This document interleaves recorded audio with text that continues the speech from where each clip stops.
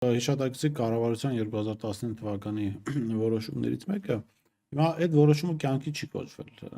ու հարց է առաջանում, եթե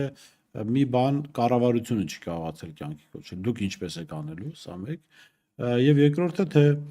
որն է ձեր երաշխիքը, որ Գյումրու ավականու հայտարարությունը, որի այսպես նախաձեռնությունն եք դուք սկսել, ի վերջո դա պիտի դառնա ավականու հայտարարություն, չէ՞։